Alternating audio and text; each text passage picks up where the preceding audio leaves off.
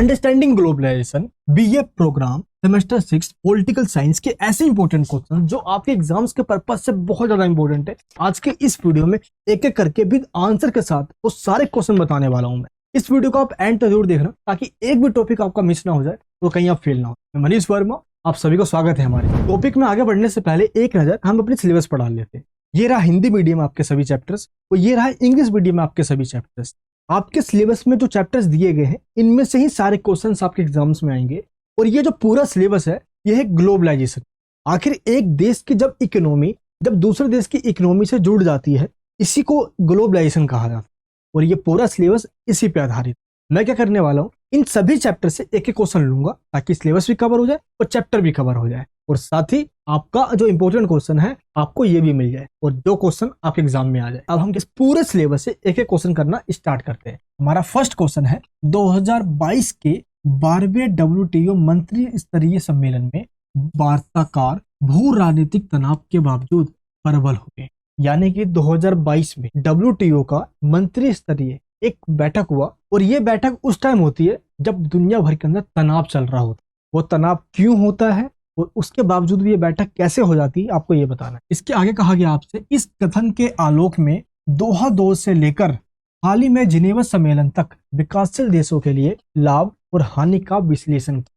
इस पूरे क्वेश्चन में आपसे 12th WTO मिनिस्ट्रियल जो कॉन्फ्रेंस हुआ है 2022 में ये बताना है, और इसके ही रेफरेंस में दोहा से लेकर जिनेवा तक में जितने भी कॉन्फ्रेंस हुए हैं उन सभी के बारे में आपको बताइए। अब हम क्या करते हैं, एक एक करके इंट्रोडक्शन से स्टार्ट करते हैं। देखिए, आप सबको पता ही है कि 1939 में वर्ल्ड वॉर सेकंड की स्टार्टिंग हुई थी और 1945 तक ये चला था। और 1945 में जैसे ही वर्ल्ड वॉर सेकंड खत्म हो जाता है, दुनिया के देशों को यह महसूस हो गया कि वो युद्ध को झेल चुके हैं, इसमें सैकड़ों लोग मारे गए, धन की बर्बादी हुई, जन की बर्बादी हुई। अब वो ऐसा नहीं चाहते। जैसे ही वर्ल्ड वॉर सेकंड खत्म होता है उसके बाद दुनिया के देशों को ये लगता है क्यों ना अब हम आपस में मिलकर वर्ल्ड ट्रेड को प्रमोट करें। ट्रेड एक्टिविटी प्रमोट होगी तो जो सामान मेरे पास है और जो सामान तुम्हारे पास है हम आपस में लेन देन करेंगे। इससे क्या होगा, व्यापार को बढ़ावा मिलेगा, इनकम भी बढ़ेगी, रोजगार भी बढ़ेगा। अब सस्ते माल जहां भी होगा वो दूसरे देश में भेज सकता है भाई। तो इसी वजह से वर्ल्ड ट्रेड का जो कंसेप्ट है वो यहाँ से निकल कर आया और बहुत तेजी से बढ़ता भी गया। लेकिन वर्ल्ड ट्रेड हो कैसे, इसके लिए 20 अक्टूबर 1947 को जिनेवा में एक कॉन्फ्रेंस किया गया, और इस कॉन्फ्रेंस के अंदर एक संगठन बनाने की बात की गई, और ये संगठन पूरी दुनिया में व्यापार करने के लिए नियम बनाएगा, ट्रेड की पॉलिसी बनाकर ट्रेड को प्रमोट करेगा, ताकि कोई भी देश ट्रेड करने से किसी को रोके ना। मैं सामान बेचना चाहता हूं तेरे देश में तो तू मुझे बेचने दे,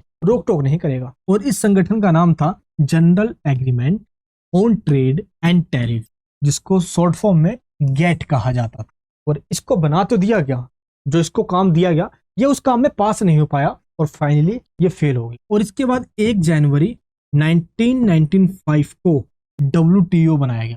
और WTO इसलिए बनाया गया क्योंकि गेट फेल हो गया था, और WTO को बनाने के बाद सारी पॉलिसी ये बनाएगा, वर्ल्ड ट्रेड को प्रमोट करेगा। जो भी देश WTO का मेंबर होगा वो देश आपस में ट्रेड करेंगे बिना किसी रोक टोक के। ये कह दिया गया WTO के द्वारा, और बहुपक्षीय व्यापार को बढ़ावा देने की बात कर दी गई। बहुपक्षीय मतलब दो देश आपस में जब ट्रेड करते हैं बिना किसी रोक टोक के, और ऐसा हुआ भी क्योंकि ग्लोबलाइजेशन को प्रमोट किया जा रहा था। आप सबको पता है कि 1991 में जैसे ही भारत ने LPG को अपनाया, लिबरलाइजेशन यानी कि अपने दरवाजे खोल दिए भारत के देशों के लिए भारत में आने के लिए। क्यों? क्योंकि 1991 से पहले कोई भारत में व्यापार करने आना चाहता था तो उसको भारत में आने के बाद लाइसेंस लेना पड़ता है इंडियन गवर्नमेंट से, क्योंकि सोशलिज्म का ज्यादा इंपैक्ट था यहाँ पे। और इसी लाइसेंस राज को खत्म कर दी 1991 में। क्यों? क्योंकि हमने लिबरलाइजेशन को अपना लिया। उदारीकरण, प्राइवेटाइजेशन, निजीकरण जो गवर्नमेंट के हाथ में था उसको प्राइवेट हाथों में दे दिया। एंड तीसरा है ग्लोबलाइजेशन यानी कि वैश्वीकरण। जब एक देश की इकोनॉमी दूसरे देश की इकोनॉमी के साथ जुड़ जाती है, इसी को वैश्वीकरण या ग्लोबलाइजेशन कहा जाता है, क्योंकि बिना किसी रोक टोक के इस देश से माल इस देश में जाता है और इस देश से माल इस देश में आता है। बिना किसी रोक टोक के ये व्यापार कर सकते हैं। और इस टाइम पे यही हुआ। 2022 में जिनेवा में WTO का एक कॉन्फ्रेंस होता है, और ये कॉन्फ्रेंस हो जाता है, बट कैसे? क्योंकि इस टाइम पे कई सारे कॉन्फ्लिक्ट भी चल रहे हैं। देखिए, 2022 में 12वें WTO मंत्री स्तरीय जो सम्मेलन हुआ, इस कॉन्फ्रेंस के टाइम पे जियोपॉलिटिक्स लेवल पे कई सारे तनाव चल रहे थे। तनाव का मतलब रिलेशन सही नहीं चल रहे थे। इसके बावजूद भी ये कॉन्फ्रेंस होता है। क्यों हो जाता है? क्योंकि इस टाइम पे वैश्विक खाद्य सुरक्षा, ग्लोबल फूड सिक्योरिटी को लेकर मामला गर्म हो रखा था। हम सभी को पता है कि 2020 में किस तरीके से कोरोना ने दुनिया भर को अपने चपेट में ले ली। इसलिए एक देश को अपने आस पड़ोस वाले देशों में खाना यानी फूड को निर्यात करना पड़ा, यानी कि एक्सपोर्ट करना पड़ा, ताकि उस देश के अंदर भी खाने का व्यवस्था हो सके, वरना लोग भूखे मारे जाएंगे। इसलिए फूड सिक्योरिटी जैसे मुद्दे की वजह से तनाव तो था, लेकिन ये कॉन्फ्रेंस भी हुई। और ये कॉन्फ्रेंस 2020 में होने वाला था, लेकिन उस टाइम पे कोरोना बहुत ज्यादा था, इसलिए ये कॉन्फ्रेंस जेनेवा में 2022 में होता। एंड इसके बाद ई कॉमर्स लेन देन। देखिए, आप सबको पता है कि कोविड के टाइम पे किस तरीके से ऑनलाइन ट्रांजेक्शन का सिस्टम बढ़ चुका था। ऑनलाइन ऑर्डर्स ज्यादा आ रहे थे, ऑनलाइन ट्रांजेक्शन और ऑनलाइन शॉपिंग्स को प्रमोट किया जा रहा था, लेकिन तनाव भी बढ़ रहा था, क्योंकि कुछ कंट्री कई एप्लीकेशन या वेस्टर्न कंट्रीज की एप्लीकेशन को या उनके कल्चर को प्रमोट करने से मना कर रहे थे, WTO के ऑर्डर्स को मानने से इनकार कर रहे थे। तनाव बढ़ता जा रहा था, फिर भी कॉन्फ्रेंस हुआ। एंड इसके बाद क्या है, कोविड-19 टीका। देखिए, जिस कंट्री ने इस कोविड-19 के वैक्सीन को बना लिया, वो अपना पेटेंट बना देता था कि भाई मेरा पेटेंट है। अब दैट मीन्स पेटेंट का मतलब क्या होता है, मेरा अधिकार है इसको, मेरे बिना परमिशन के इसको कोई ले नहीं सकता। अब कोई कंट्री टीका तभी देगा ना जब वो अपने पूरे देशवासियों को टीका पहले लगा लेगा, उसके बाद ही तो बेचेगा वो। तो कोविड के टाइम पे इसलिए भी टेंशन बढ़ते जा रही थी, ये तनाव बढ़ता जा रहा था इस वैक्सीन की वजह से। और अब तो कई सारी नेगेटिव बातें भी कही जा रही है, जिसने वैक्सीन लगाया है, कोई वैक्सीन लगाया है और उसके साथ दिक्कत हो जाएगी, कई प्रॉब्लम्स बता जा रही है, बीमारी हो जाएगी, वो हो जाएगी। तो उस टाइम पे ये बहुत बड़ी दिक्कत थी। तो इन तनावों के बावजूद भी ये कॉन्फ्रेंस होता है।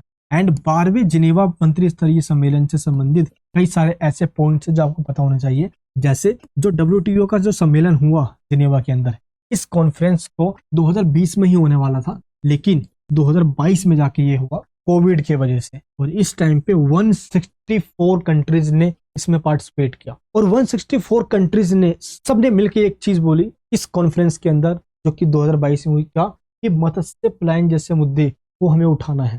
कई सारे ऐसे फिशर्स हैं जो कई कंट्रीज के अंदर जिनके अधिकारों का वॉयलेंस हो रहा है, और सबसे बड़ी बात यह है कि इनका ट्रेड आने वाले टाइम में बढ़ने वाला है, तो इनके मुद्दों को उठाएगा। एंड फूड सिक्योरिटी के मुद्दों को उठाएगा, खाद्य सुरक्षा। कई देशों के अंदर अनाज ऐसे ही पड़े पड़े खराब हो जाते हैं, इनका फायदा उनको मिलना चाहिए जिनके पास कुछ है ही नहीं।